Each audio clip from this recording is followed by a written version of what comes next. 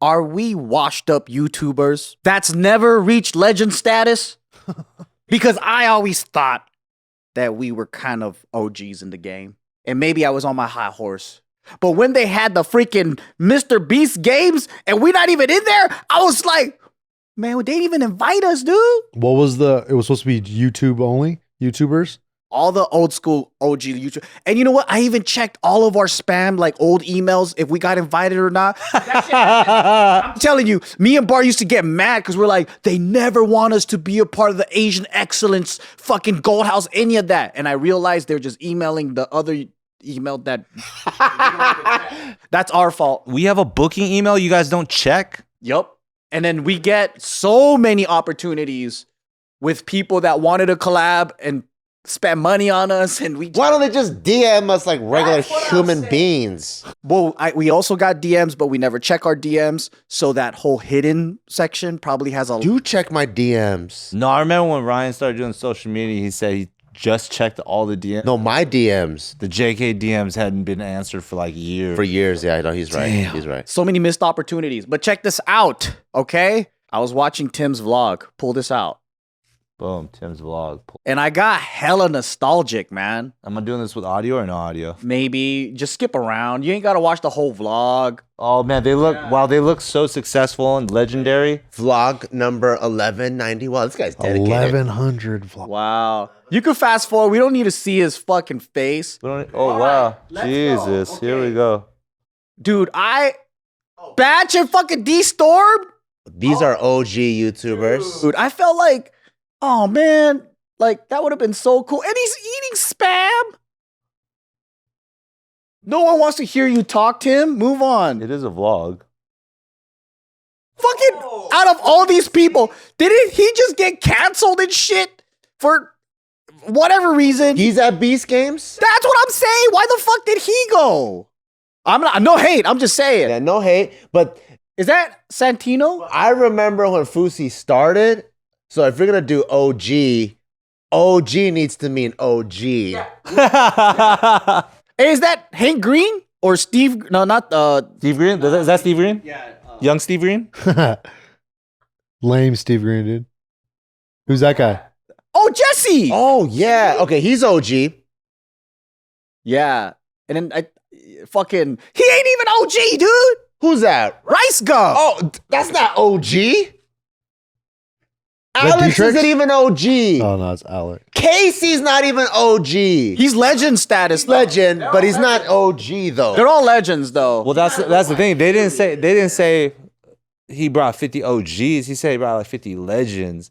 So maybe you guys are OG. But we're not legends. I agree. We're not legends.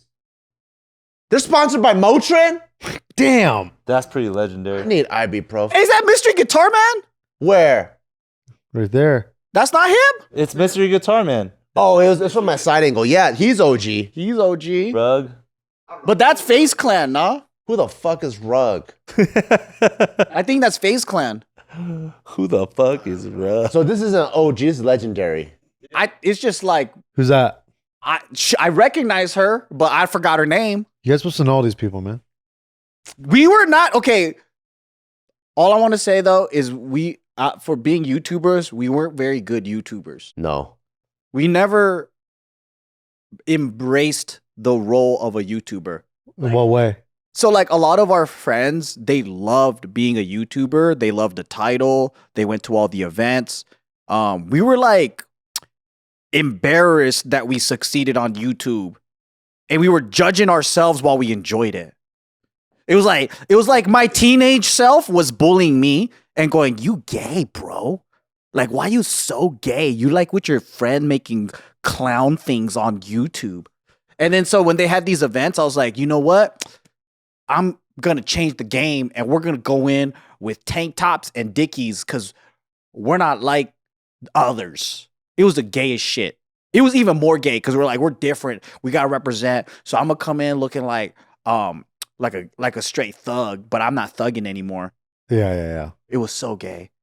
And then we went in there. You scared everybody away. Everyone's so nice. They all think we're batshit crazy, by the way. Yeah.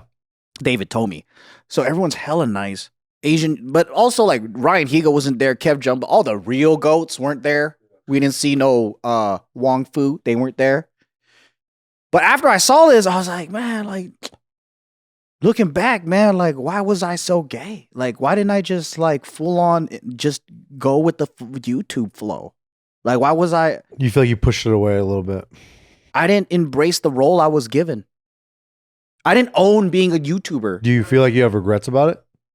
Looking back, I think there was a lot of I think the first generation of YouTubers, like our friends, a lot of them did when we went to shows, like college shows, they're like telling the announcer, "Oh, can you not call me a YouTuber? Can you call me a musician? Can you call me a dancer?" Like, you remember this, right? Like we wanted to be presented as like the world famous comedians. We didn't want to be known as YouTubers. But the next gen, some of the guys on there, they wanted to be YouTubers. And I wish I had that kind of like ownership of like, I'm a fucking YouTuber. It was also just so talked down in your sub industry, you know? Like I'm sure like we were talking about at lunch, like if you guys are doing comedy in the YouTube space, if they call you YouTuber, it just means that you weren't good enough to be a comedian, right? If I'm doing like dance in the YouTube space and you call me a YouTuber, that means I'm not good enough to be a dancer. I just happen to be YouTubing with a dance or whatever. Like OGs in the dance game seeing us do like YouTubers be like, what is this shit? Because they weren't doing it. It wasn't like the culture that they crafted and like were a part of. And it's easy to do every single generation and iteration of it. But like to his point, I totally understand and agree. I remember that era just being like, being called a YouTuber came with a negative connotation to your respective field.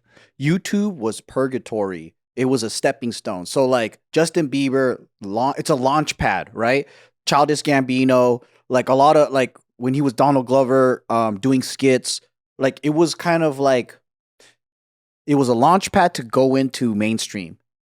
When you were mainstream, that's when you're like, okay, you got a TV show, you got whatever. And then when we started pitching for TV shows and we were like, wait, you only got $5,000 for this pilot budget? Like, we shit that on a short, bro. And then we're like, wait, why? I was having this like conflict of like, this is supposed to be like the goal and then like the official thing. But like, I'm making way more money on digital. And I control the fan base. So I had my own like internal thing of like, I want to do this big stuff like movies and like Hollywood. But like also, it just felt like a facade. Almost like they're pumping their numbers up like they're super popular. And yeah, they work with bigger budgets, but the money's actually by the time we get in there, it was already super tight. So like, unless you're Tom Cruise, like you can't, on the internet, you could still be millionaires. But unless you like get up there, bro, it was like not a real chance. So I was like, oh shit, like everyone's idolizing Hollywood and these big stars at the time and thinking that that's what's legitimate. And then I saw the future. I was like, oh, digital is going to be actually bigger. Like the personalities on digital is going to be way bigger than Hollywood. And then like that time came, but then I couldn't take ownership in being like, I'm a YouTube star and I want to be number one. Like it was so weird to me, that feeling. Yeah. I think it was also scary at that time because it was so unknown too. So it was I think because the feelings that I felt at that time was like, I think my two biggest insecurities was one, no one knew what YouTube was. So if you told people, I would tell people, Oh, peeper. told people you're a YouTuber, the first thing they go is like, oh, so you got like cats dancing on pianos and stuff? I'm like, no, it's not that, right? Because it's like they associate with what they watch. Yeah. So they think you're that. And like, oh, no, I'm not that. So it's easy to just say, oh, we do comedy. And then they'll go, oh, like stand-up or like sketch? I'm like, more like sketch, like in living color. So it was easier for me to get my point across. So I think that was my first insecurity is like, instead of helping people correct their vision, I just didn't want to be related to what they thought a YouTuber was. Mm. And then the second one was, it was such an unknown space.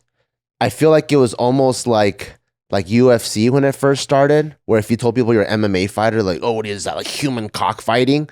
Like, I didn't even know how to go into this space and really own this space. So it felt it felt so weird. So like VidCon, Playlist Live, all those things, it just felt like more mystery, more mystery, more mystery. I don't know what's happening. There's people like walking around with a talking parrot on their shoulder. It was just like so fucking crazy that I didn't quite know how to navigate it compared to like the traditional realm. So it's so hard to own. No, you're right, because Hollywood, it was like traditional school in terms of like the stepping stones. You get your agent, you do your auditions, you land a show. There was like a pathway. You're not an entrepreneur, basically. But like in YouTube, not only do you not have mentors, you are creating as you go. Like we built all the systems. We're just sharing information with other YouTubers of how do you like build a team and like how do you script out a story, whatever it is. And then looking back though, I miss that creative. Like I think the creativity and then like that was the forefront, and money was like the business was to support my lifestyle. For a lot of people, like right now it's all about the cash. Right now it's like what's the quickest way to like make that bag, like lowest cost way, like streaming's pretty big. And I think people are being creative in their own way, but I think the energy and invention, now they're like building, their creativity is building upon a foundation. And I think ours was like blank canvas creativity. And I fucking miss that, dude. For sure. Blank canvas creativity was like, I don't know if we'll ever get that back, right? Because like we've been the generation that lived and defined the social media revolution.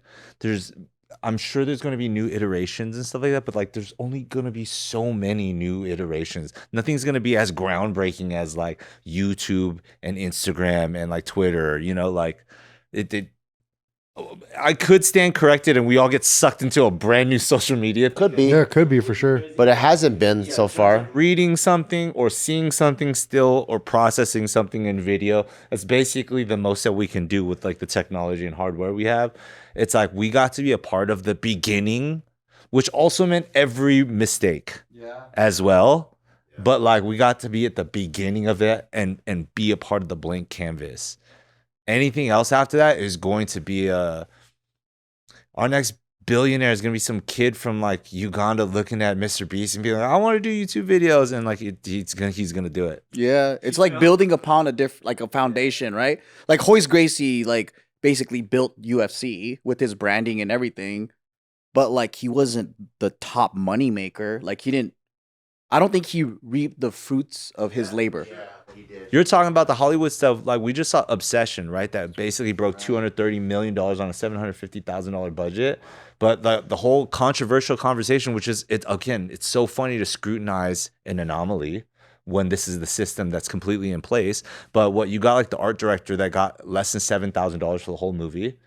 And the argument is like, well, somebody put up the money when nobody was making money.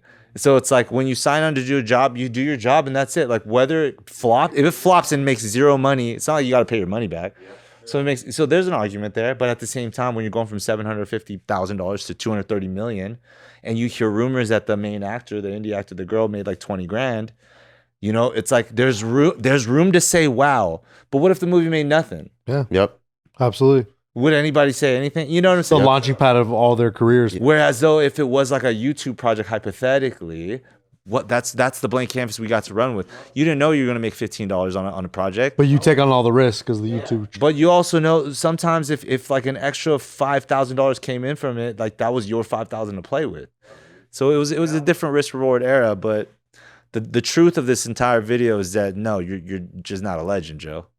I was asking you to You brought it around. You too. Let us know in the comments. Are we legends, dude? Are we fucking legends? That's such a gay ass request.